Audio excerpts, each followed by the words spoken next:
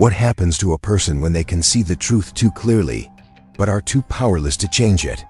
What do you call someone who has looked at the world, stripped of illusions, and found no comfort, only decay, disillusionment, and meaninglessness?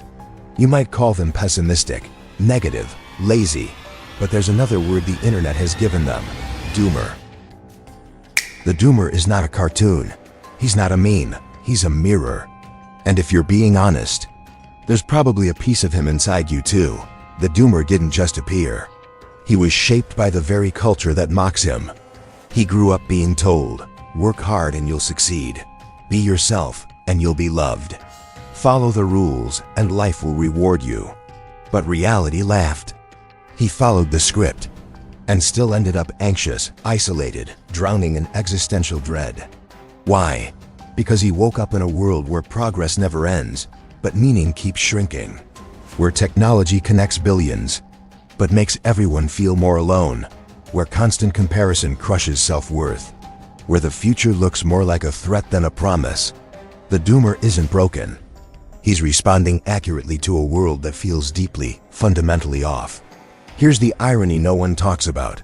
The doomer is not ignorant. He is too aware. He sees the flaws in capitalism. He senses the emptiness in social media validation. He recognizes the environmental collapse, the political circus, the spiritual void. But awareness without power breeds paralysis. When you see everything wrong and feel like you can change nothing, you retreat. You numb. You become the spectator of your own life. The doomer doesn't hate life.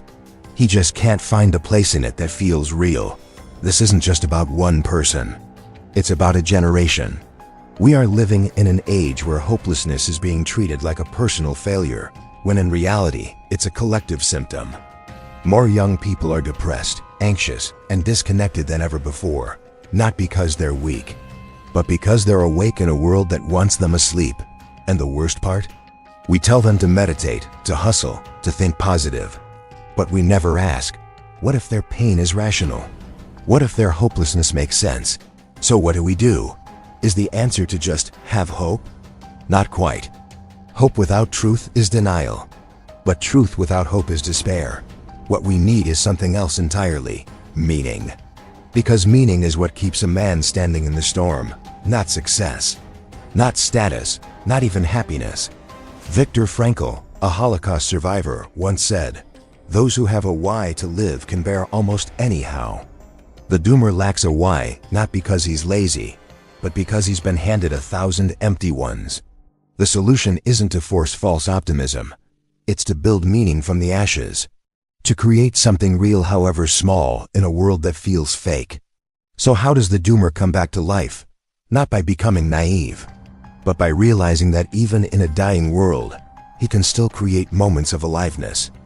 By understanding that the point of life may not be to win, but to witness, to rebel against absurdity by creating beauty, to fight against apathy with art, connection, thought.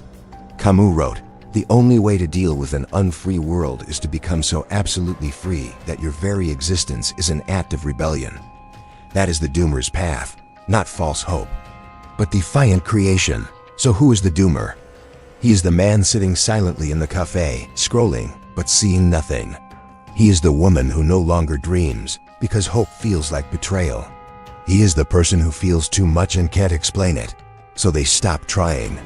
But he is also the one who, once he chooses meaning, can become something else entirely.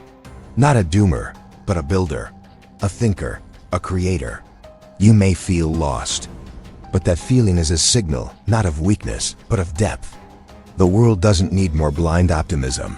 It needs more people who can see the darkness and still light a candle.